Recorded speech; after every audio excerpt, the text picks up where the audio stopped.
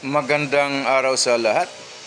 The YouTube channel of the Fraternal Order of Eagles, Limbas Law Corner is back to once again render public service in the field of law for our countrymen, or itong aming pagbabahagi ng kaalaman sa larangan ng batas para sa sambayanang Pilipino, brought to you by the Limbas Marangal Eagles Club of the Eastern Rizal Region 2 sa pamamagitan ng inyong lingkod na isa namang abogado at isang propesor sa maraming law school sa ating bansa.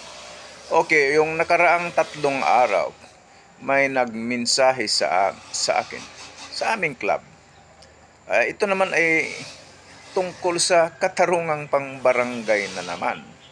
Bakit? Yung isang security agency, meaning ibig sabihin korporasyon, ay nagsampa ng reklamo doon sa barangay laban sa kanilang mga empleyado. Okay, so hindi nagkasundo. Sa madaling salita, itong lupon ng barangay ay nag-issue ng certificate to file action.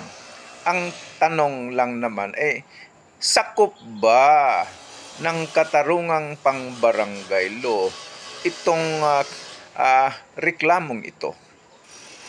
Ang sagot ng batas ng Republic Act 7160, the Local Government Code of 1991 ay malaking hindi sakop. Bakit?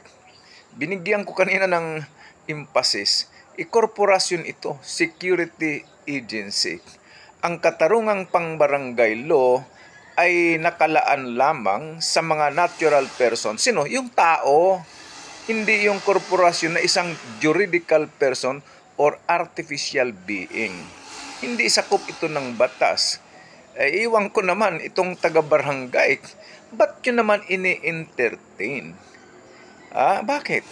Hindi nyo alam yung batas o alam nyo yung batas pero binabaliwala nyo na lamang? Kung hindi nyo alam yung batas, mag-aral kasi kayo. Hindi naman kailangan maging abogado. Trabaho ninyo ito. Pag-aralan nyo yung katarungang pangbarangay law sa ilalim ng Local Government Code of 1991. Okay? Kung alam nyo, binaliwala ninyo ang batas. Baka sagutin nyo naman, hindi na uso ngayon ang pagsunod sa batas. Mga kababayan, yun ang masaklat. Kung ang mga tao, nakikita nila na mismong mga opisyal ng bansa ay binabaliwala ang batas. Okay, ulitin ko, sa kasong ito, na ang nagreklamo ay isang korporasyon, isang security agency, dapat tinanggihan na agad ng lupon dahil hindi ito sakop ng katarungang pangbarangay law.